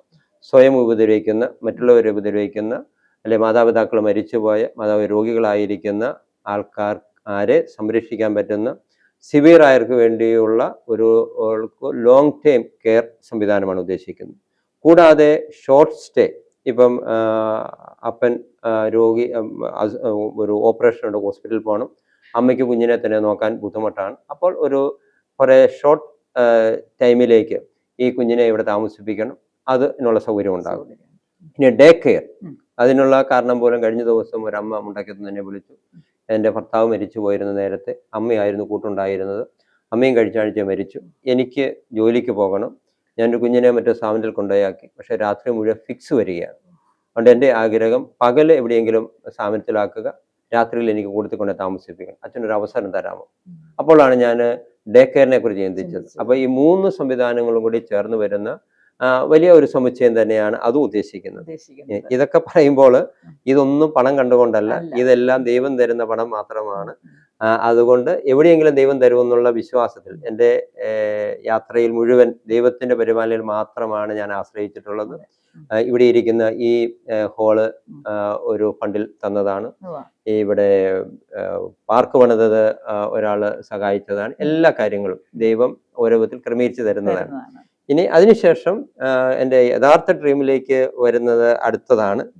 ഞാനൊരു 4 ഏക്കറോളം സ്ഥലം ഇവിടെ വാങ്ങിയിട്ടുണ്ട്. അവിടെ ഈ കുഞ്ഞുങ്ങൾക്കും പേരൻസിനും ജോലി ലഭ്യമാകുന്ന വിധത്തിലുള്ള ഒരു തൊഴിൽ സംരംഭം, അതാണ് എൻ്റെ അടുത്ത വലിയ ഡ്രീം. ഈ കുഞ്ഞുങ്ങളെ നമ്മൾ പറയുന്നത് പോലെ പല വിധത്തിൽ പരിശീലിപ്പിച്ച് ജനറൽ പബ്ലിക്കിലേക്ക് ജോലിക്ക് വിടാനായിട്ട് സാധിക്കില്ല. ഇവർക്ക് നല്ല ശതമാനം കുട്ടികൾക്കും A mentor or A supporter or A somebody monitor ചെയ്യാനുള്ള സംവിധാനം ഉണ്ടാകണം. അപ്പോൾ ഒരു ഗ്രൂപ്പ് എംപ്ലോയ്മെന്റ് ആകാം, സെൽഫ് എംപ്ലോയ്മെന്റ് ആകാം, ആ വിധത്തിലുള്ള വിവിധ തൊഴിൽ സംരംഭങ്ങൾക്ക് സാധ്യമാകുന്ന ഒരിടമായി ഏഞ്ചൽസ് പാരഡൈസ്, അതാണ് അതിന്റെ പേരെല്ലാം ഓൾറെഡി ഇട്ടിട്ടുണ്ട്. അപ്പം ഏഞ്ചൽസ് പാരഡൈസ് ആണ് എൻ്റെ യഥാർത്ഥ ഇനിയുള്ള ഡ്രീം. മറ്റുള്ളതെല്ലാം അതിന്റെ ഭാഗമായിട്ട് പോകുന്നതാണ്. ആ ഡ്രീം ആണ് ഞാൻ മുന്നിൽ കണ്ടുകൊണ്ട് ഓരോ ദിവസവും അതേക്കുറിച്ചുള്ള ചിന്തകളും ഭാവനകളും ആലോചനകളും എൻ്റെ മനസ്സിലുണ്ട്. തീർച്ചയായിട്ടും അത് അധികം താമസിക്കാതെ തന്നെ അതെല്ലാം നടപ്പിലാകും. അതിനുവേണ്ടി പ്രാർത്ഥിക്കുന്നുണ്ട് അച്ഛൻ. ഞാൻ ഒരു പേഴ്സണൽ ആയിട്ടുള്ള കാര്യം ചോദിക്കാനായിട്ടാണ്. അച്ഛൻ്റെ ഒരു തുടക്കം എന്ന് പറയുന്നത് നല്ല സമ്രായൻ എന്നുള്ള ഒരു ആശ്രമത്തിലൂടെയാണ് എന്ന് ഞാൻ മനസ്സിലാക്കിയിട്ടുണ്ട്. അപ്പൊ ആ ഒരു ആശ്രമം തുടങ്ങാനായിട്ട് അച്ഛന് പ്രചോദനമായിട്ടുള്ള ഒരു കാര്യം എന്താണെന്നൊന്ന് പറയാവോ? ഈ തുടക്കത്തെ കുറിച്ച് പറഞ്ഞാൽ എൻ്റെ തുടക്കത്തെ കുറിച്ച് പറയേണ്ടി വരും. എന്ന് പറയുമ്പോൾ ഞാൻ എൻ്റെ വീട് പെരുവന്താനമാണ്. എൻ്റെ പപ്പായും അമ്മച്ചിയും 2-3 മക്കളും അടങ്ങുന്ന കുടുംബമാണ്. അവിടെ എൻ്റെ അമ്മ പപ്പായുടെ ചാച്ചനെ 100 വയസ്സോളമായ ഗ്രാൻഡ് ഫാദറിനെ എങ്ങനെ സംരക്ഷിച്ചു എന്നുള്ളതിനെ കുറിച്ച് എനിക്ക് നല്ല ധാരണയുണ്ട്. അമ്മച്ചി ഗ്രാൻഡ് ഫാദറിനെ ഷേവ് ചെയ്യുകയും കുളിപ്പിക്കുകയും നഖം വെട്ടുകയും വേണ്ട എല്ലാ പരിചരണവും കൊടുക്കുന്നത് എന്നെ വളരെ ആകർഷിച്ചിട്ടുണ്ട്. ഞാൻ പലപ്പോഴും അമ്മച്ചിയുടെ കൂട്ടത്തിൽ അതിനൊക്കെ സഹായിക്കുമായിരുന്നു. അത് എനിക്ക് പ്രായമായവരോട്, വിഷമിക്കുന്നവരോട്, പരാശ്രയം വേണ്ടവരോടുള്ള ഒരു ചിന്ത മുട്ടിടുവാനുള്ള ഒരു അവസരമായിരുന്നു. എൻ്റെ അമ്മച്ചിയുടെ ഒരു ആഗ്രഹത്തിന്റെ ഭാഗമായി തന്നെയാണ് ഞാൻ സെമിനാരിൽ പോകാൻ കാരണം. എൻ്റെ അമ്മച്ചി അതേ രീതിയിൽ എന്നെ പരിശീലിപ്പിച്ച് എന്നെ അച്ഛനാക്കി അടങ്ങൂ എന്നുള്ള ആഗ്രഹത്താൽ എന്നെ പരിശീലിപ്പിച്ചു വീട്ടിൽ വെച്ച്. അങ്ങനെ ഞാൻ സെമിനാരിൽ ചേർന്ന് മനുസെമിനാരി കഴിഞ്ഞ മേജർ സെമിനാരിയിൽ 88 ഞാൻ ചെല്ലുമ്പോൾ അതെൻ്റെ 2ാം വീട് എന്ന് പറയാവുന്ന ഒരു സർവീസിലേക്കാണ് ഞാൻ അവിടെ ചെന്നപ്പോൾ ആയിത്തീർന്നത്. ജീസസ് ഫെർട്ടേണിറ്റി എന്ന പേരിൽ ഒരു കൂട്ടായ്മയുണ്ടായിരുന്നു. To the last, least and the lost, അതായിരുന്നു എൻ്റെ മോട്ടോ. അതിന് 3 വേ ഓഫ് ലൈഫ് ഉണ്ടായിരുന്നു. Providence of God is our bank, begging is our style, inconvenience is our convenience. ഇത് 3 എന്നെ വളരെ ആകർഷിച്ചിട്ടുള്ള കാര്യങ്ങളാണ്. സെമിനാരിയിൽ അവിടെയുള്ള 7 വർഷവും എല്ലാ ദിവസവും വ്യാഴാഴ്ച 3 മണിക്കൂർ ഔട്ട് ഇങ്ങനെ പോകാൻ ഞങ്ങൾക്ക് സമയമുണ്ട്. ആ ദിവസങ്ങളിലെല്ലാം ഞാൻ ഒന്നെങ്കിൽ ജയിലിൽ കഴിയുന്നവരെ കാണാൻ, അല്ലെങ്കിൽ ജില്ലാശുപത്രിയിൽ സ്ഥിരമായി കിടക്കുന്ന TB പേഷ്യൻസിനെ കാണാൻ, ഇങ്ങനെയുള്ള സ്ഥലങ്ങളിൽ ഞാൻ ചെല്ലും. വടവാതൂർ സെമിനാരിയിലെ എൻ്റെ ജീവിതത്തിൽ എന്നെ ഏറ്റവും സ്വാധീനിച്ച ജീസസ് ഫെർട്ടേണിറ്റി എൻ്റെ പരിശീലനത്തിൽ ഇന്ന് ഞാൻ എന്തായിരിക്കുന്നുവോ അതിന് അടിത്തറയിടുവാൻ ഒരു സഹായകമായി. പാവപ്പെട്ട വിഷമിക്കുന്ന മനുഷ്യൻ്റെ കൂടെ ആകുക എന്നുള്ളതാണ് ഒരു പുരോഹിതൻ്റെ ദൗത്യം എന്നുള്ളതിനെക്കുറിച്ച് എനിക്ക് ആഴമായ ബോധ്യങ്ങൾ ലഭിക്കുന്നതിന് ജീസസ് ഫെർട്ടേണിറ്റിയുള്ള പ്രവർത്തനം എന്നെ ഏറെ സഹായിച്ചു. ആ ഒരു പശ്ചാത്തലത്തിലാണ് 1995 ഞാൻ പുരോഹിതനാകുക. പുരോഹിതനായതിനു ശേഷം എനിക്ക് കാഞ്ഞിരപ്പള്ളി കത്തീഡ്രൽ 3rd അസിസ്റ്റന്റ് ആയിട്ട് അപ്പോയിൻമെന്റ് ലഭിക്കുന്നു. അപ്പോൾ തെരുവിലൂടെ ധാരാളം സ്ത്രീകൾ, പ്രത്യേകിച്ച് മാനസിക രോഗികൾ അലഞ്ഞു നടക്കുന്ന ഒരു സാഹചര്യം മനസ്സിലാക്കി. അങ്ങനെയുള്ളവരെ സംരക്ഷിക്കുവാൻ ഒരു ഇടം കണ്ടെത്താൻ വേണ്ടി ശ്രമം നടത്തി. അങ്ങനെ ഉള്ള ആലോചനകൾ നടക്കുന്ന അവസരത്തിലാണ് കത്തീഡ്രൽ ഇടവകയിലുള്ള ഒരു ഫാമിലി, വെട്ടത്ത് കുഞ്ഞട്ടെന്ന് പറയുന്ന അദ്ദേഹത്തെ ഞാൻ കാണുകയും എനിക്ക് അല്പം സ്ഥലം ലഭിക്കുകയാണെങ്കിൽ ഈ സ്ത്രീകൾക്ക് വേണ്ടി ഒരു ഭവനം ആരംഭിക്കാൻ ആഗ്രഹമുണ്ട് എന്ന് പറഞ്ഞു. അദ്ദേഹത്തിൻ്റെ റബ്ബർ തോട്ടം കാണിച്ചു തന്നിട്ട് അച്ഛന് ഇഷ്ടമുള്ള അത്രയും സ്ഥലം എടുത്തോളാൻ പറഞ്ഞു. ഞാൻ അച്ഛനായി 1 വർഷമേ കഴിഞ്ഞിട്ടുള്ളൂ. ഇങ്ങനെയുള്ള പരിചയങ്ങളും കൺസ്ട്രക്ഷനും ഒന്നും എനിക്ക് ഒട്ടും പരിചയമുള്ള സാഹചര്യമല്ല. എങ്കിലും അദ്ദേഹം ഞാൻ പറഞ്ഞ അത്രയും സ്ഥലം എനിക്ക് എഴുതി ആധാരം ചെയ്തു തന്നു. അവിടെ പൊതുജനത്തിൻ്റെ സഹായത്തോടു കൂടി ആരംഭിച്ച എൻ്റെ ആദ്യത്തെ ശുശ്രൂഷയാണ്, 97 ആരംഭിച്ച ശുശ്രൂഷയാണ് നല്ല സമറായൻ ആശ്രമം. ഈ നല്ല സമറായൻ എന്നുള്ള പേരും ഞാൻ പലപ്പോഴും പേരുകൾ കൊടുക്കുന്നത് വളരെ ബോധപൂർവമാണ് പേരുകൾ കൊടുക്കാറുള്ളത്. നല്ല സമറായൻ ആശ്രമം എന്ന് പേര് കൊടുക്കാൻ 2 കാരണങ്ങളുണ്ട്. ഒന്ന്, ആശ്രമം എന്നാണ്. ആ കാലഘട്ടത്തിൽ ഒന്നും ഒരിക്കലും ഇങ്ങനെയുള്ള ഒരു ശുശ്രൂഷാ ഭവനത്തിന് ആശ്രമം എന്ന് പേര് കൊടുക്കാറില്ല. അത് ഒക്കെയും സ്ഥാപനം എന്ന നിലയിലാണ്. ആശ്രമം എന്ന് പലപ്പോഴും ഹൈന്ദവ ക്രിസ്ത്യൻ ചിന്തകളിലൊക്കെ ഉള്ളത് ദൈവ സായുജ്യവും സമാധാനവും സന്തോഷവും അനുഭവിച്ചറിയുന്ന ഒരു ഇടമെന്ന നിലയിലാണ്. ഇത് അതേ ചിന്തയിൽ തന്നെയാണ്. ഇവിടെ സ്ഥാപനമില്ല, ഇവിടെ അന്തേവാസികളില്ല, ഇവിടെ പേഷ്യൻസ് രോഗികളില്ല. A home away the home, വീട്ടിൽ നിന്ന് അകന്നുള്ള മറ്റൊരു വീട്. ഇവിടെ നമ്മുടെ സഹോദരി സഹോദരന്മാർ വീട്ടുകാരാണുള്ളത്. അതുകൊണ്ട് ആ ഒരു കാഴ്ചപ്പാടിൽ നമ്മൾ ആ ഭവനം ആരംഭിക്കുകയും നല്ല സമറായൻ എന്നുള്ള ആശ്രമം എന്നുള്ള പേര് കൊടുക്കുകയും ചെയ്തു. ഇനി നല്ല സമറായൻ എന്ന് കൊടുക്കാനും എനിക്ക് ബോധപൂർവമായ കാരണം ഉണ്ട്. ഒരു നിയമപണ്ഡിതൻ വന്ന് ഈശോയോട് ചോദിക്കുന്നു, സ്വർഗത്തിൽ പോകാൻ ഞാൻ എന്ത് ചെയ്യണം?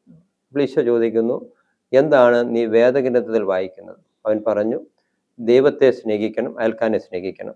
ഈശോ പറഞ്ഞു, നീ പറഞ്ഞ വളരെ ശരിയാണ്, നീ ഇത് അനുവർത്തിച്ചാൽ നീ യഥാർത്ഥത്തിൽ ജീവിക്കും. അപ്പോൾ അവൻ വീണ്ടും ഒരു ചോദ്യം ചോദിച്ചു, ആരാണ് എൻ്റെ അയൽക്കാരൻ? അപ്പോഴാണ് ഈശോ നല്ല സമറായൻ്റെ ഉപമ പറയുന്നത്. ഒരുവൻ ജെറുസലേമിൽ ജെറീക്കോയിലേക്ക് പോകുന്ന വഴിയിൽ ആക്രമിക്കപ്പെടുന്നു. ഒരു പുരോഹിതൻ കടന്നു പോകുന്നു, ഒരു ലേവായൻ കടന്നു പോകുന്നു, മൂന്നാമത് ഒരു സമറായൻ കടന്നു പോകുന്നു. ശത്രുപക്ഷത്തുള്ളവനായിരുന്നു ഈ സമറായക്കാര് ഈ യഹൂദനുമായി.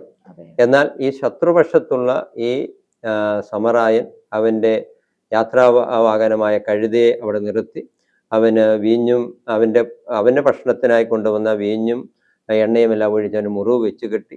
മാത്രമല്ല അവനെ ഒരു ഹോസ്പിറ്റലിൽ എത്തിച്ചു. അവിടെ അവൻ കുറേ ദിവസം പരിചരിച്ചു. അവൻ്റെ കയ്യിലുണ്ടായിരുന്ന പണമെല്ലാം കൊടുത്തിട്ട് പറഞ്ഞു, ഇനി എന്തെങ്കിലും ആവശ്യമുണ്ടെങ്കിൽ ഞാൻ തിരിച്ചു വരുമ്പോൾ ഇതിലെ കയറി അവൻ്റെ കാര്യങ്ങൾ നോക്കിക്കൊള്ളാം. ഇത് പറഞ്ഞിട്ട് ഈശോ ഈ നിയമപണ്ഡിതനോട് ചോദിച്ചു, ഈ മൂവരിൽ ആരാണ് അവൻ അയൽക്കാനുഭവിച്ചത്?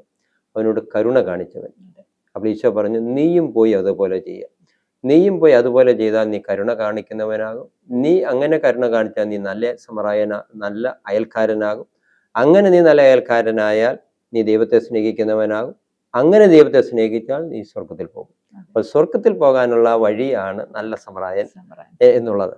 അപ്പോൾ ആ ഒരു കാരണത്താൽ തന്നെ നീയും പോയി അതുപോലെ ചെയ്യുക എന്നുള്ളത് പ്രധാന കവാടത്തിൽ ഞാൻ എഴുതി വെച്ചിട്ടുണ്ട്. നല്ല സമറായൻ എന്നുള്ളത് സ്വർഗത്തിൽ പോകാനുള്ള ഒരു വഴിയാണ് നമുക്കെല്ലാവർക്കും. അപ്പോൾ ആ ഒരു ചിന്തയോടുകൂടെ നല്ല സമറായൻ ആശ്രമം ആരംഭിച്ചത്. തുടർന്നുള്ള എൻ്റെ ജീവിതത്തിൽ 2 വർഷം കഴിഞ്ഞപ്പോൾ വണ്ടപ്പാലുള്ള ബദലഗേം ആശ്രമം, അമ്മമാർക്കും കുഞ്ഞുങ്ങൾക്ക് വേണ്ടിയുള്ള അവിഹിതമായ ഗർഭം ധരിച്ചവരാകാം, ഗർഭാവസ്ഥയിൽ ഭർത്താവ് വീട്ടിൽ ഉപേക്ഷിച്ച് പോയവരാകാം, അങ്ങനെയുള്ള കുഞ്ഞുങ്ങൾക്കും അമ്മമാർക്കും വേണ്ടിയുള്ള ഒരു ഭവനത്തിൻ്റെ ഉത്തരവാദിത്വം എനിക്ക് ലഭിച്ചു. അവിടെ 10, 50, 60ഓളം പേരൊക്കെ ഉണ്ട്. അവിടെ ഒരു 15ഓളം കുഞ്ഞുങ്ങളെ നമ്മൾ വിവാഹം കഴിപ്പിച്ചു വിട്ടു. ഈ ഇടയ്ക്ക് ഒരു വീഡിയോ ഒക്കെ വന്നത് അവിടുത്തെ ഒരു കുഞ്ഞിൻ്റെയാണ്.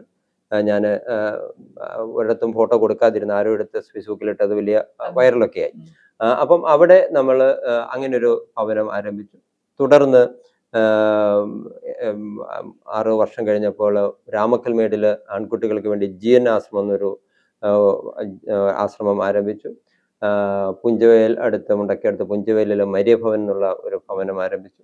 അങ്ങനെ വിവിധങ്ങളായ ശുശ്രൂഷകൾ ഇപ്പൊ ഒരു 20-ലധികം ശുശ്രൂഷ ഭവനങ്ങള് വ്യത്യസ്തമായ തമ്പലക്കാട് പെനുവേൽ ആശ്രമത്തിന്റെ ചാർജ് എനിക്ക് ഇടക്കാലത്ത് 3 വർഷം ഉണ്ടായിരുന്നുള്ളൂ. ഇപ്പോൾ ഞാൻ അതിന്റെ ചാർജ് ഇല്ല. ഞാൻ നേരിട്ട് 20-ഓളം ഭവനങ്ങളുടെ ചാർജ് ഇപ്പോൾ ഉണ്ട്.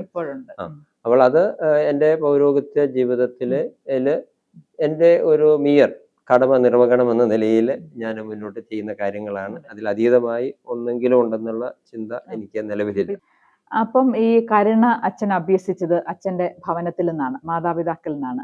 അപ്പോൾ തീർച്ചയായിട്ടും നമ്മുടെ തലമുറയോട്, കുടുംബജീവിതം നയിക്കുന്നവരോട്, അതുപോലെ പുതിയതായിട്ട് കുടുംബജീവിതത്തിലേക്ക് പ്രവേശിക്കാനിരിക്കുന്ന യുവതീ-യുവാക്കളോട് അച്ഛൻ എന്ത് സന്ദേശമാണ് നൽകാനുള്ളത്? ഞാൻ ഒന്നാമത് മാതാപിതാക്കളോടാണ് എൻ്റെ ഒരു ചിന്ത പങ്കുവെക്കാനുള്ളത്. ഞാൻ പലപ്പോഴും രൂപതയിലെ മാതാക്കളുടെ സംഘടനയുടെ ചാർജ് ഉണ്ടായിരുന്ന അവസരത്തിൽ പള്ളിയിൽ പോടാ എന്ന് പറയാതെ പള്ളിയിൽ വാടാ എന്ന് പറയാൻ നമുക്ക് സാധിക്കണമെന്ന് ഞാൻ പറയാറുണ്ടായിരുന്നു. അപ്പം നമ്മുടെ സാക്ഷ്യങ്ങളാണ് മക്കളെ ഇൻസ്പയർ ചെയ്യാനായിട്ട് ഇടവരിക. അപ്പൊ ആ ഒരു ശൈലി നമ്മുടെ കുടുംബങ്ങളിൽ കുഞ്ഞുങ്ങൾക്ക് കാട്ടിക്കൊടുക്കാൻ സാധിക്കുമ്പോഴാണ് യഥാർത്ഥത്തിൽ മക്കള് നല്ല രീതിയിലേക്ക് വരാൻ സാധിക്കുക. അപ്പം മറ്റൊരു പൊതുസമൂഹത്തോട് ഞാൻ പറയുമ്പോൾ, നമുക്ക് ഈ ഒരു ജീവിതം ലഭിച്ചിരിക്കുന്ന നമ്മുടെ ആരുടെ എന്തെങ്കിലും മെരിറ്റ് കൊണ്ടൊന്നും അല്ല.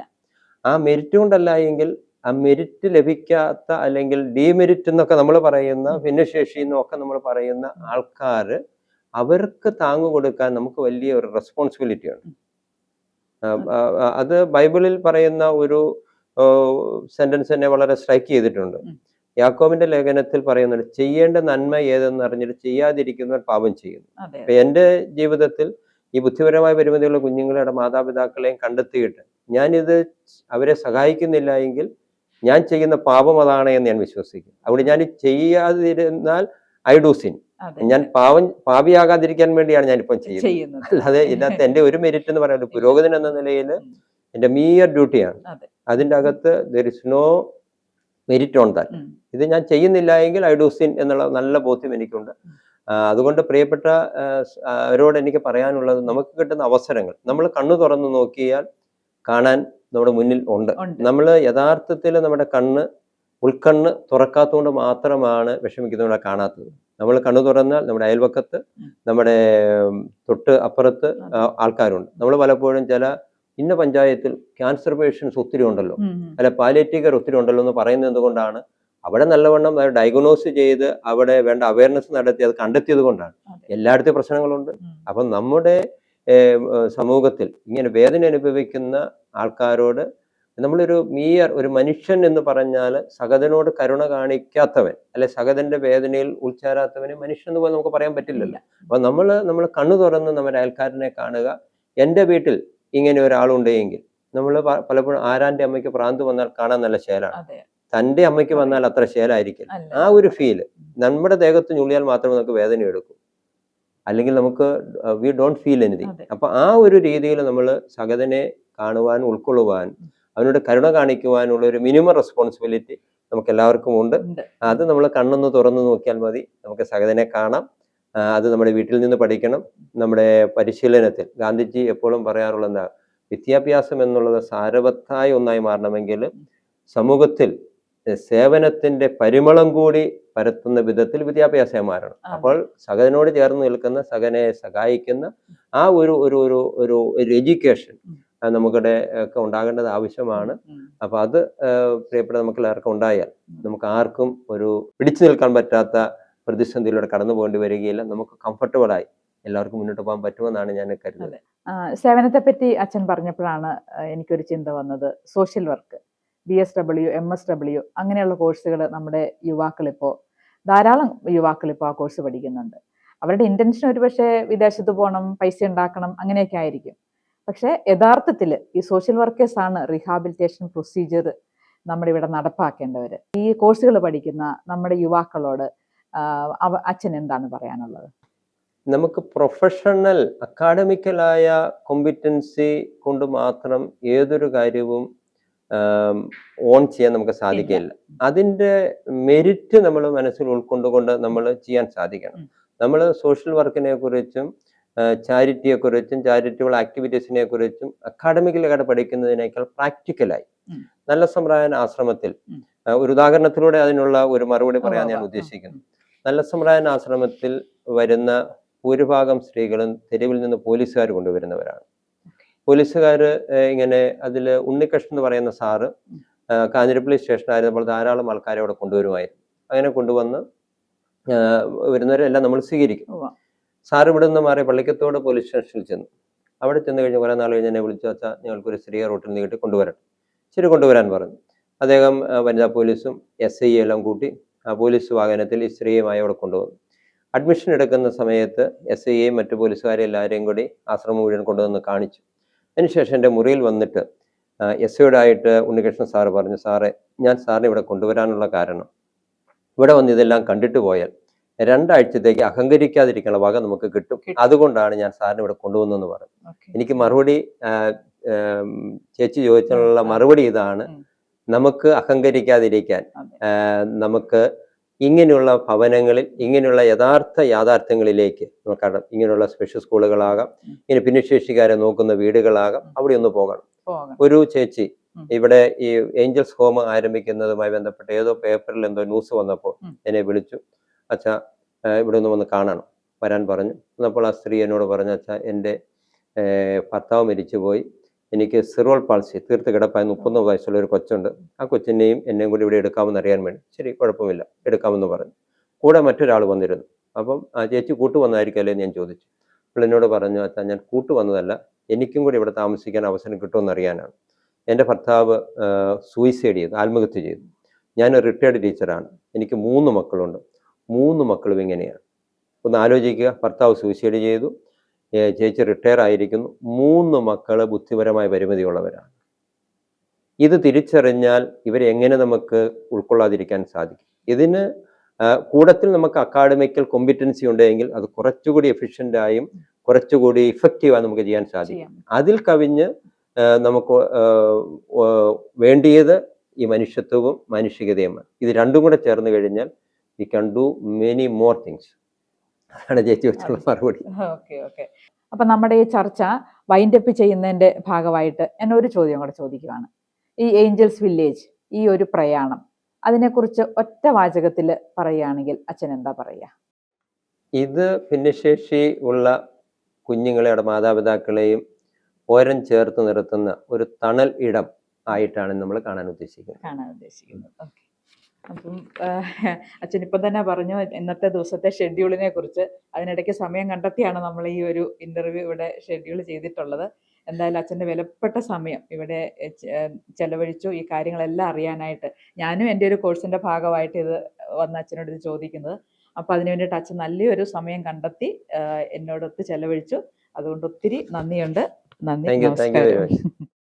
എല്ലാ ഡിസബിലിറ്റികളും പോസിബിലിറ്റി ആക്കുന്ന ഈ ഗ്രാമത്തിൻ്റെ നെടുന്തൂണായ ഫാദർ റോയി വടക്കേലുമായിട്ടുള്ള ചർച്ച ഇവിടെ അവസാനിക്കുന്നു.